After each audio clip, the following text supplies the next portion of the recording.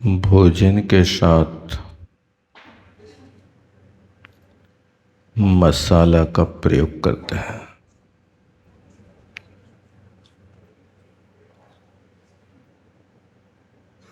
उदर की पूर्ति भोजन से होती है,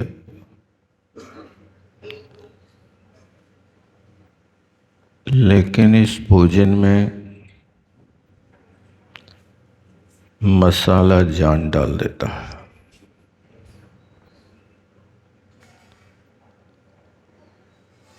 मसाले से व्यतिरिक्त भोजन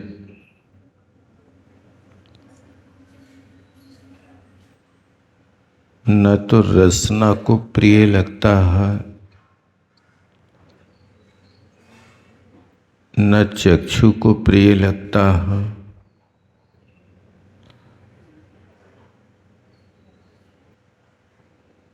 चक्षु की आदत है कि वह रूप संपन्न वस्तु को देखेगा तो स्वीकार करेगा। रसना इंद्री की आदत है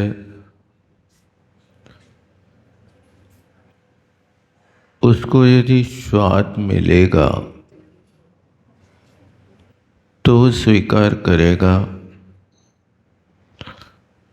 अन्यथा स्वीकार नहीं करेगा।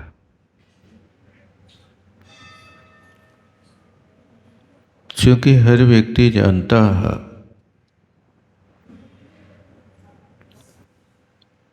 कि पेट भोजन से भरता है, मसाले से नहीं भरता।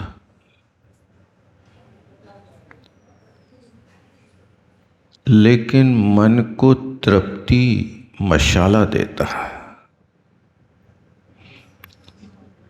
इसी तरह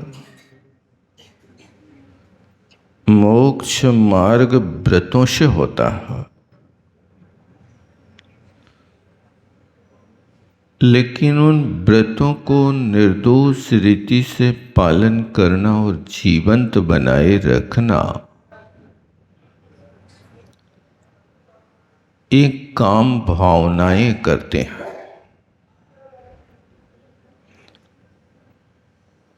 इसलिए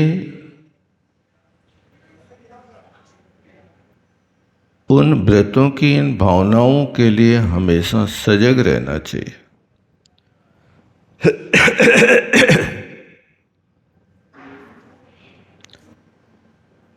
व्रतों से मोक्ष मार्ग होता है,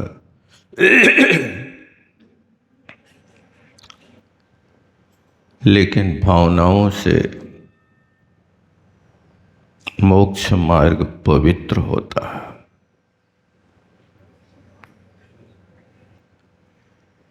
आपसे कोई पूछे कि आपके घर की रक्षा दरवाजा करता है कि दरवाजे पे पड़ा ताला करता है?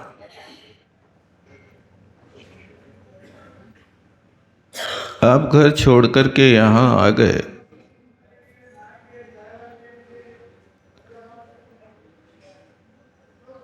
तो घर की रक्षा कौन कर रहा? ताला कर रहा कि दरवाजा कर रहा? दोनों कर रहे हैं ना। आप इसमें बता सकते हैं कि मुख्य ताला है कि दरवाजा है? क्या है? देखो, दो तो मुख्य नहीं हो सकते। मुख्य तो एक ही होता है। आप दोनों को मुख्य नहीं कह सकते हैं। विचार करना। दरवाजा नहीं होगा तो ताला कहाँ लगाएंगे? तो फिर आप दरवाजा को मुख्य कहिए ना। नहीं कह सकते। दरवाजा से 100% रक्षा होती है,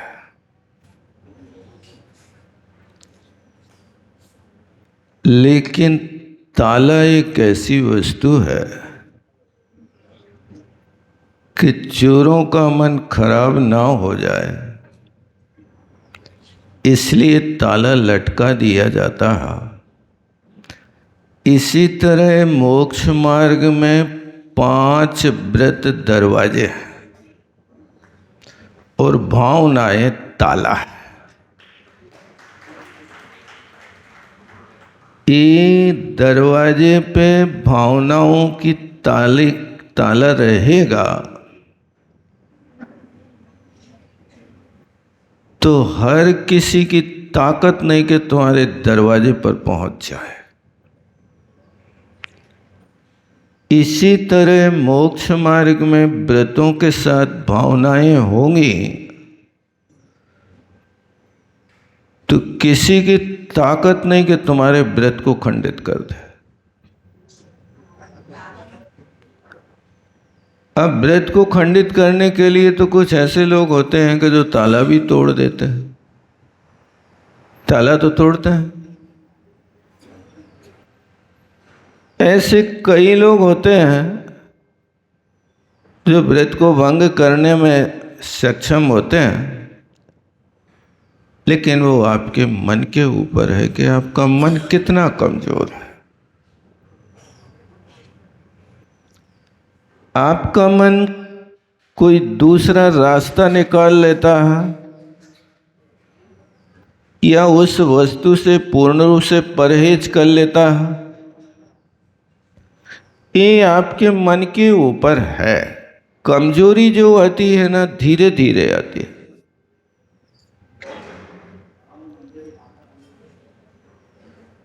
एक लड़का वैरागी था। उसने सारे अभक्ष्य पदार्थों का त्याग कर रखा था।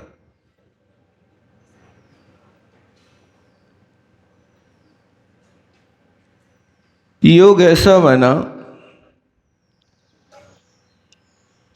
कि उसको गृहस्थी के जाल में फंसा दिया गया।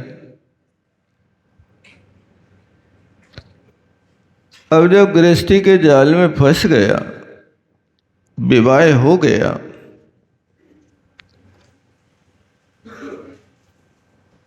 तो अब वो लड़का जब ससुराल गया अपनी पत्नी को लेने के लिए,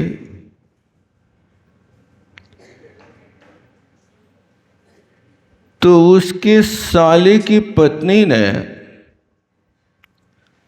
भोजन में आलू की सब्जी और पूड़ी बनाई। भाई सब, अब जब भोजन की थाली सामने रखी तो पूछा, कटोरी में काहे की सब्जी है भाभी जी? बोले, आलू की।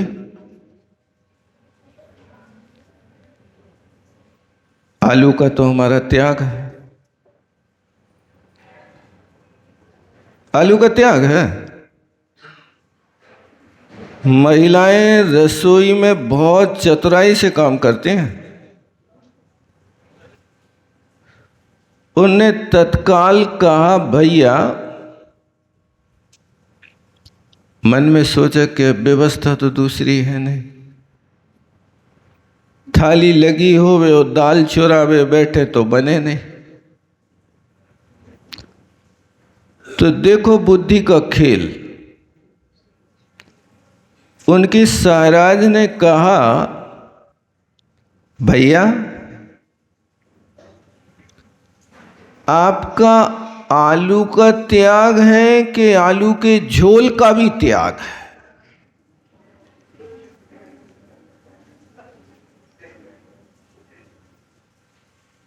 अब वो तो चक्कर में पड़ गए। हमारा तो त्याग आलू का है ना। तो उसने कहा, नहीं नहीं, हमारा आलू का त्याग है, आलू के झोल का त्याग नहीं।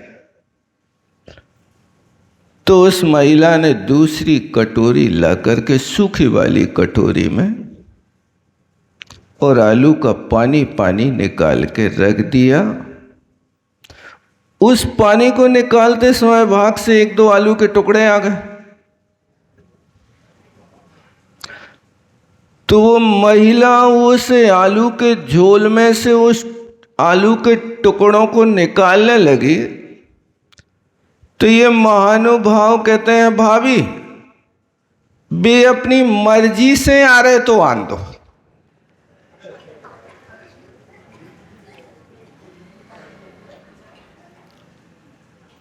हमारी तो मर्जी नहीं है, बे आ रहे तो आन दो।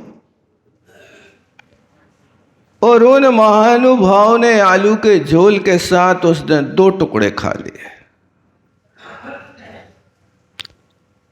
अब जब 2 टुकड़े खा लिए तो मन सोचता है यार कि पाप 2 टुकड़े खाने से होता है कि 1 किलो खाने से होता है? थोड़ी वस्तु खाने से थोड़ी होता, ज्यादा खाने से होता। अब यहां से मन में शिथिलता आई और वो आलू के झोल ने ऐसी शिथिलता ला दी कि कुछ दिनों के बाद उन महानुभाव के आलू का जो त्याग था वो भक्षण चालू हो गया। ये मन की कमजोरी है। त्याग करो, मन से करो, तन जाए तो जाए, पर न प्रतिज्ञा पर कभी मन विचलित हो पाए। त्याग करो, अपने मन से करो। दूसरे प्रेरणा देवें तो तुम पहले अभ्यास करो। समीक्ष व्रत मादेय, और आदर करो कि वास्तव में हमारे हित की बात कह रहे हैं, लेकिन मैं जैसा पापी नहीं छोड़ पा रहा हूं, ये मेरा दुर्भाग्य है। अब ये नहीं कहना कि महाराज त्याग की बात बार बार करते हैं सो अपन तो त्याग कर नहीं सकते, महाराज जी को त्याग करो।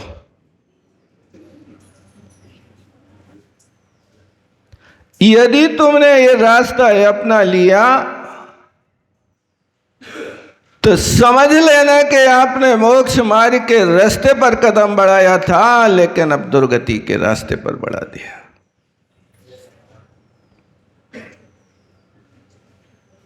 क्योंकि आचार्यों ने कहा है, कहें सीख गुरु करुणाधार। गुरु करुणा करके कह रहे कि क्रोध करके कह रहे? बताओ। एक करुणा से कहा जा रहा है कि तुम्हारा भी अनंत दुख मिट जाए, इसलिए एकाएक समझ में नहीं आता तो कोई बात नहीं,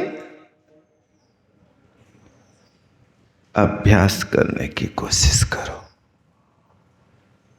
लोग के हर कार्य में आप अभ्यास करते हो। आप लोग व्यवहार चलाने के लिए दुकान खोलते हो, दुकान पे बैठते हो, दुकान खोली और यदि 1 महीना दुकान ना चले और किराए भी ना निकले तुम्हारा, तो क्या करते? दुकान बंद कर देते कि आगे कोई और सोच करते?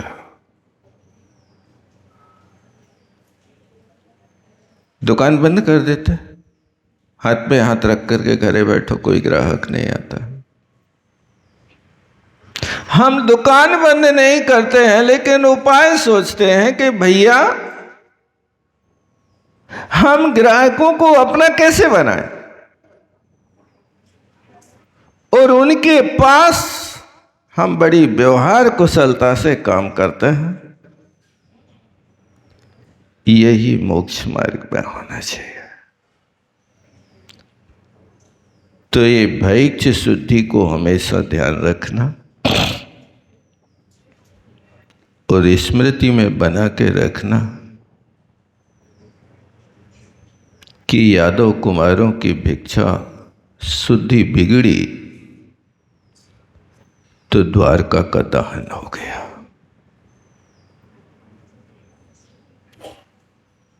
काश वे उस वस्तु का सेवन नहीं करते तो उनके अंदर मद नहीं चढ़ता, और मद नहीं चढ़ता तो दीपायन की पूजा करते, दीपायन के लिए पथरा न पटकते। और यदि दीपायन महाराज की वे कुमार पूजा कर लेते तो मुनि महाराज को क्या लेना देना था? वे तो बैठे ही थे ध्यान में भाई साहब। मधुमक्खियों के छत्ता में हाथ डाला क्यों? ये तो समझदारी थी ना कि इनसे पंगा नहीं लेना। इन संतों के पास साधना के माध्यम से कई सिद्धियां होती हैं। ऐसी ऐसी रिद्धियां हो जाती हैं जिसको दृष्टि विष नाम की रिद्धि कहते हैं। यदि किसी अपराधी के ऊपर एक गहरी दृष्टि गड़ा देवे तो व्यक्ति नष्ट हो जाए।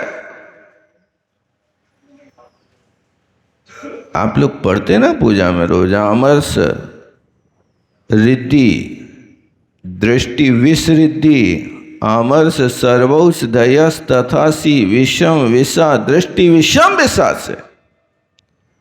ये विष दृष्टि और अविष दृष्टि, यदि अविष दृष्टि से देखें तो व्यक्ति का जीवन आनंद का जीवन हो जाए, और यदि नाराजी में देख लें तो भस्म हो जाए। ये यादव कुमारों को होश नहीं रहा, इसलिए कोशिश करना अनजान वस्तु का सेवन नहीं करना। जो वस्तु इंद्रियों को उन्मत्त कर दे उसका सेवन नहीं करना। जो वस्तु अच्छी है लेकिन आपके शरीर के लिए अनुकूल नहीं है उसका भी सेवन नहीं करना। काजू खाना अवक्ष नहीं है लेकिन गरिष्ठ है। उस गरिष्ठ वस्तु को आप पचा पा रहे हो तब तो सेवन कर लेना। और यदि उस वस्तु के सेवन करने से तुम्हारे लिए मदोन्मत्त हाथी की तरह प्रवृत्ति होने लगे तो एक बार उस वस्तु को सेवन करने के बाद प्रतिक्रमण करके प्रत्याख्यान कर लेना। ऐसी वस्तु अनुपसेव्य है। आपके भाव थोड़े भी बिगड़े तो आप किसी सामने वाले को नहीं देखना,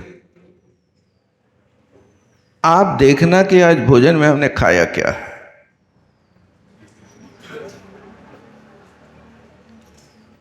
और जो नई वस्तु खाने से आपके आज भाव बिगड़ रहे हैं तब देखना अब इस वस्तु को नहीं सेवन करना। इस तरह से ये अचौर्य व्रत की भावना में भैक्ष शुद्धि और सधर्मी विषमवाद ना करें संवाद जरूर कर सकता है। संवाद का अर्थ होता है बादे बादे जायते तत्वबोधा। एक दूसरों के साथ वार्तालाप करने से अपने ज्ञान का विकास होता है।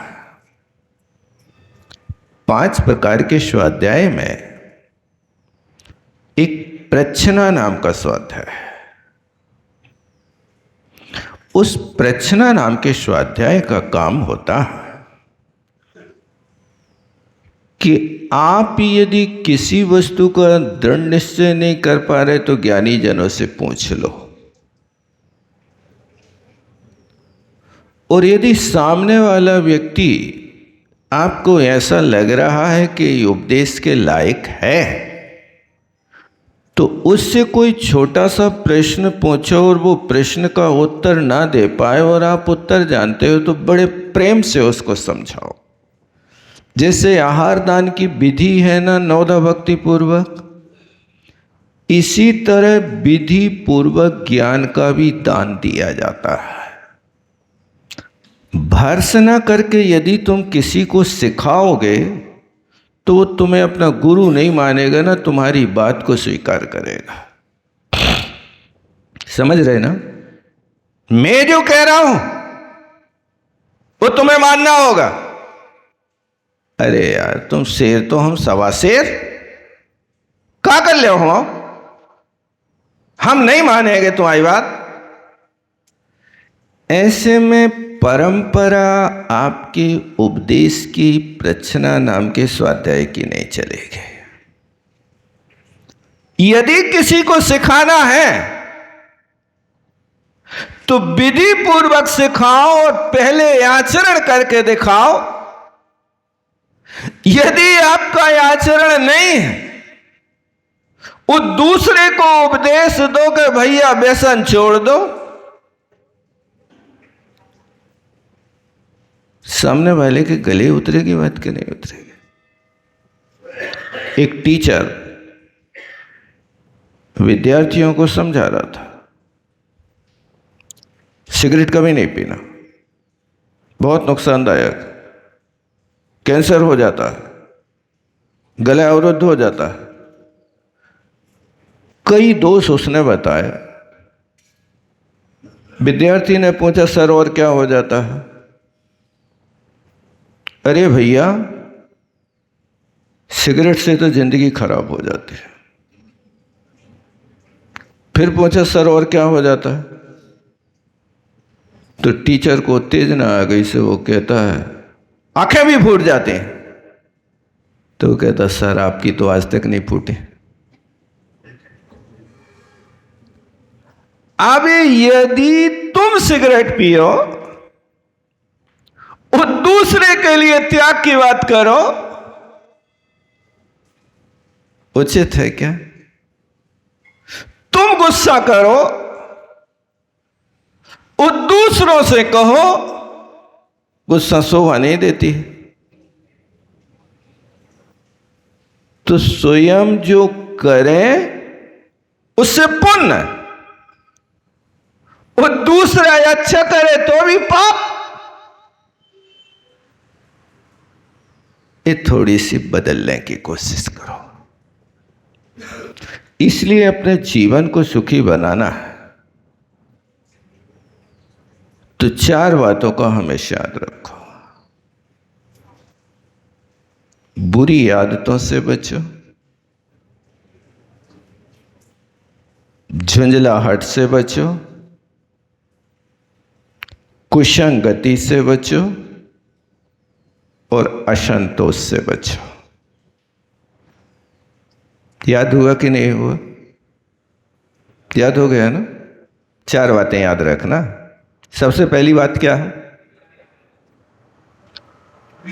आपके अंदर कोई बुरी आदत तो नहीं है?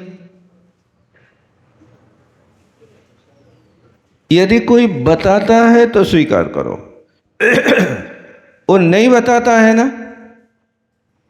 तो आप स्वयं खोजो आखिर गलती कहां है। उस समझ में ना आए तो आलोचना पाठ पढ़ना। आलोचना पाठ में आप दिन भर में कौन कौन सी गलती करते हो, उन गलतियों का वहां पर लेखा जोखा किया गया है। बस अच्छे ढंग से आप आलोचना पाठ पढ़ो, शांति से आंख बंद करके। मान लो आप भगवान के सामने बैठे हैं। प्रारंभ कहां करते हैं? सुनिए जिन अर्ज हमारी, हमें दोष किए अति भारी। विश्राम देना, भागदौड़ नहीं करना। आप लोगों को बहुत जल्दी भागदौड़ रहती है। पाठ कितना बड़ा हो, समय कम से कम लगे, ऐसा नहीं। आप भगवान को अपनी ओर सचेत कर रहे हो। सुनिए जिन, हे परमात्मा मेरी बात सुनो। ये कहा ना आपने, सुनिए जिन, हे परमात्मा। सुनिए तो क्या सुनाना है? और कुछ हम मांग नहीं रहे तुमसे। हमने जो गलती करी है उस गलती को तुम्हें बताना चाह रहे। तुम घर पे गलती करके आए हो और यहां भगवान को बताने से क्या होगा? अपराध बोध होगा, पश्चाताप होगा और आगे के लिए उस पाप के लिए रास्ता बंद होगा। समझ रहे ना? तो ये तरीका, जब किसी को अपने सामने खड़ा करो तो हाथ जोड़ना। आलोचना पाठ करो तो जवाई लेते लेते नहीं, पैर लटकाते लटकाते नहीं। अपराधी जैसे कटघरा के अंदर खड़ा होता है, क्या करता है बताओ? बिल्कुल सावधान, हिला डुलना नहीं, घूमना फिरना नहीं। 2-3 फुट की जगह के अंदर तुम्हें बंद कर दिया जाता है। इसी तरह बिल्कुल सावधान। ये तो स्कूलों में सिखाते थे ना। कक्षा प्रारंभ होने के पहले जब प्रार्थना होती थी तो ये तो पहली क्लास से सिखाते थे। वैसे सावधान का अर्थ क्या है? पांव पटकना, हाथ जोड़ना। सावधान का अर्थ बिल्कुल मन वचन काय की प्रवृत्ति समाप्त कर दो। अब आप भगवान के सामने गए और भगवान को तुमने आह्वान किया और भगवान से कह रहे हो, सुनिए जिन अर्ज हमारी। ठीक है, चालू हो जाओ। कैसेट जैसे नहीं कि यहां कैसेट चालू कर दे और बस शुरू से लेकर अंत तक बोलते जा रहे हैं। कैसा करना? आंसू भी बहाना। हा मैं दुष्ट अपराधी, भगवान मैं दुष्ट हूं, अपराधी हूं, पापी हूं, मायावी हूं, लोभी हूं। हो क्या नहीं? हो तो कहो। बहुत मुश्किल है अपने मुंह से भगवान के सामने तो कह सकते हैं पापी हूं, लोभी हूं। कोई सामने वाला क्या देखे तो चबुआ टूट जाए।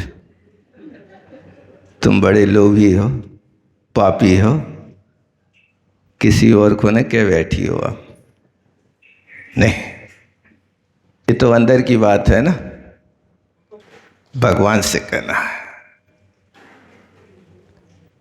मैं दुष्ट अपराधी, बहुत दुष्ट हूं, अपराधी हूं। क्या किया? नदियन बिच चीर धुआए, कोसन के जीव मराए।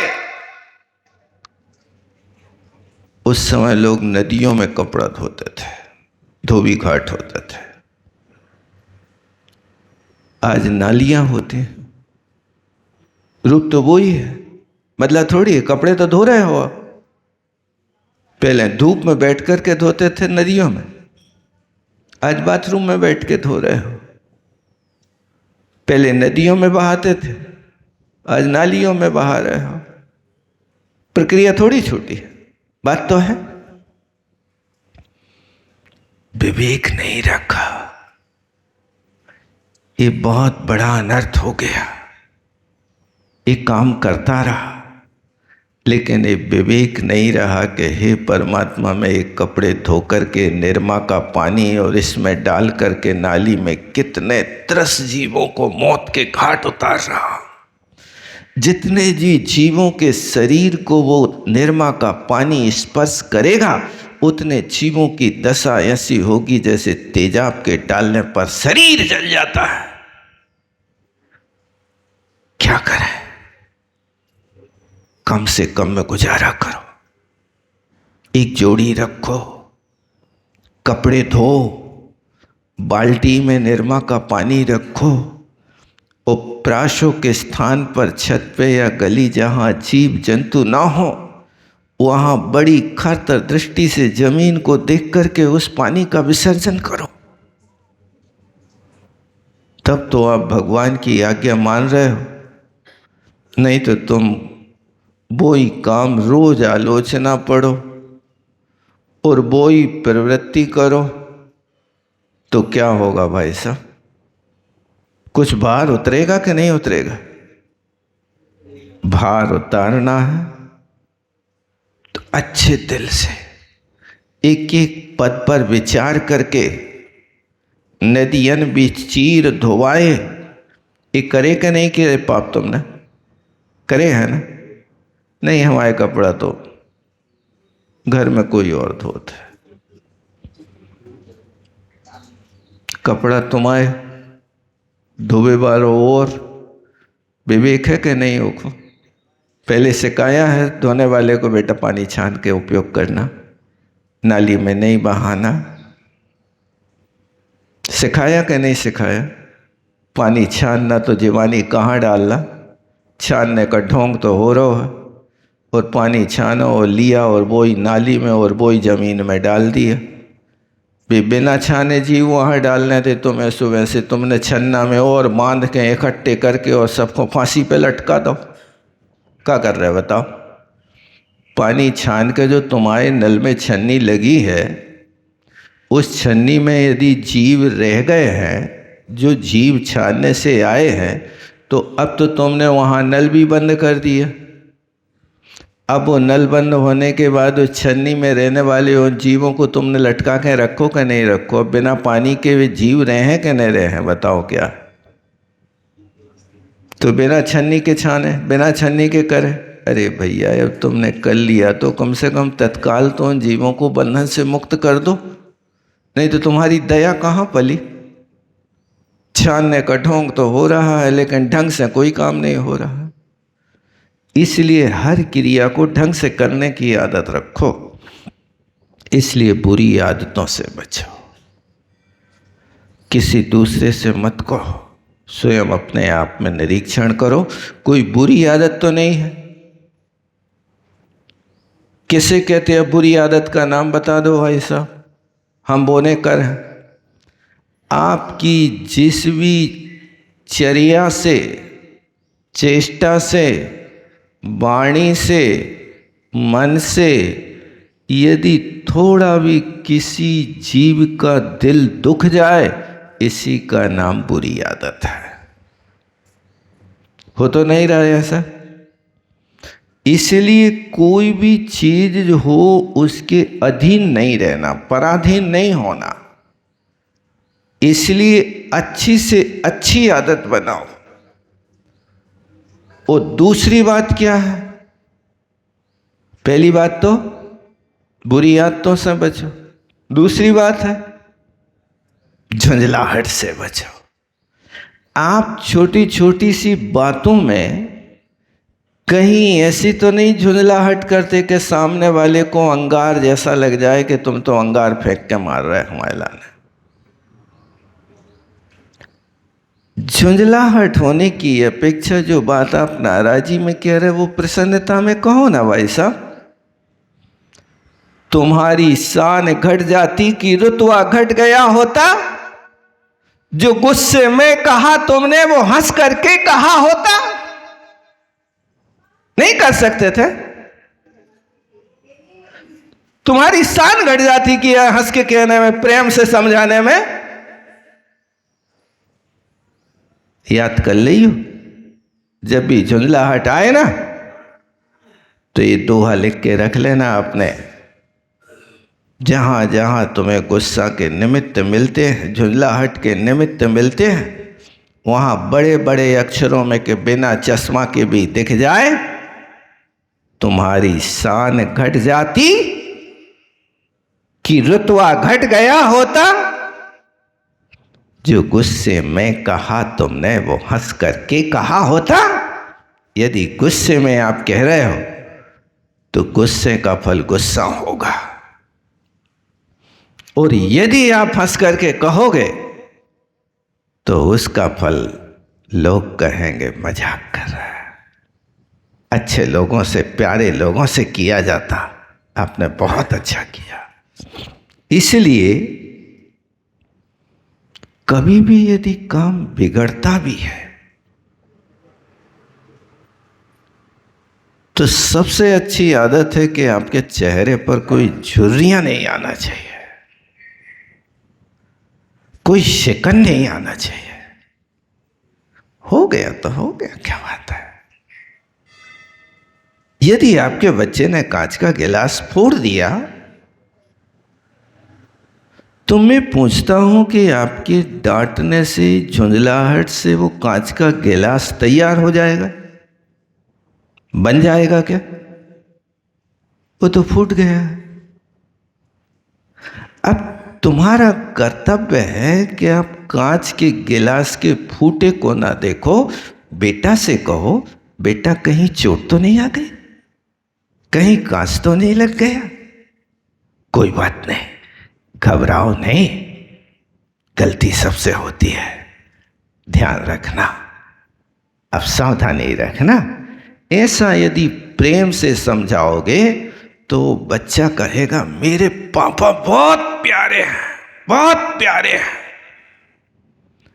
और यदि कांच की गिलास फोड़ने पर तुमने बच्चे का सिर फोड़ा तो बच्चा कहेगा मेरा पापा तो जल्लाद है, राक्षस। वो नहीं करेगा समझौता। क्यों? आपने नफरत का बीज क्यों बोया? नफरत का बीज बोया है तो फिर आपके साथ वो भोगना पड़ेगा। इसलिए कोशिश करना कि कभी भी किसी के लिए झुंझलाहट का उपहार नहीं देना। ये बहुत बड़ा पैना तीर होता है जो व्यक्ति के हृदय में धंस जाता है। बुरी आदतों से बचो, झुंझलाहट से बचो, और कुसंगति से बचो। खोटी संगति कभी ना करो। कुसंगति किसे कहते हैं? जिसके मिलने से आपके भाव व्यसन की ओर बढ़ने लगे, जिसके रहने से आपका जो संतमयी जीवन है उस शैतान का जीवन बनने लगे, ऐसे लोगों की संगति से परहेज करना। मंथरा जैसी नारी की संगति मत करना। और शकुनी जैसे व्यक्ति को कभी मित्र मत बनाना। यदि तुम्हारे जीवन में मंत्रा जैसी नारी आएगी तो घर का बंद कर देगी, और तुम्हारे जीवन में शकुनी जैसा व्यक्ति होगा तो तुम्हारी घर की शांति को भंग कर देगा। इसलिए व्यक्ति को परख लेना, कुसंगति यही कहलाती है, और असंतोष से बचने की कोशिश करना। जीवन में जितना हो सके सुख पावे संतोषी प्राणी, सुख पावे संतोषी प्राणी। जो है अपने पास उसी से काम चलेगा। भैया, यदि तुम्हारे पास इतना बड़ा दुपट्टा है कि जिससे घुटने और सिर ढक पाते हैं, पैर पूरे नहीं ढक पाते हैं, तो उतने से गुजारा कर लेना और समझदारी से काम करना कि यदि पैर तक दुपट्टा नहीं पहुंच रहा है तो अपने घुटनों को मोड़ करके छाती से लगा करके उतने दुपट्टे से काम चला लेना। लेकिन बड़े दुपट्टा करने के लिए संतोष खो जाएगा। संभव है कि नहीं? तुम्हारे पास यदि मोती की माला नहीं है तो धागा की माला से काम चला लेना। जिद नहीं करना कि हमें तो सोने की माला चाहिए, सारी दुनिया तो सोने से लदी है। भैया,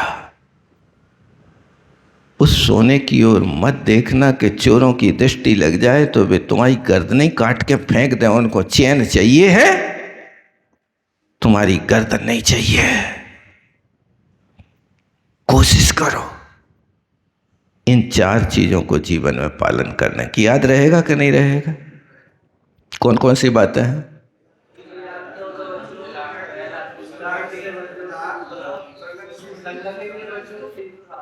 देखो, इतना ही और कह रहे हो आप लोग, भूल जाओ भाई, जाकर लिख के रख लेना।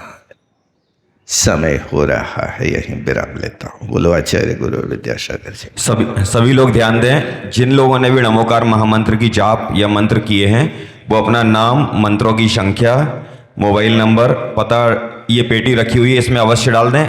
केवल ये पेटी आज ही रखी हुई है, जिनको भी डालना है शाम को 6-7 बजे तक डाल दें। जय वाणी के ज्ञान से सूझे लोग का लोग।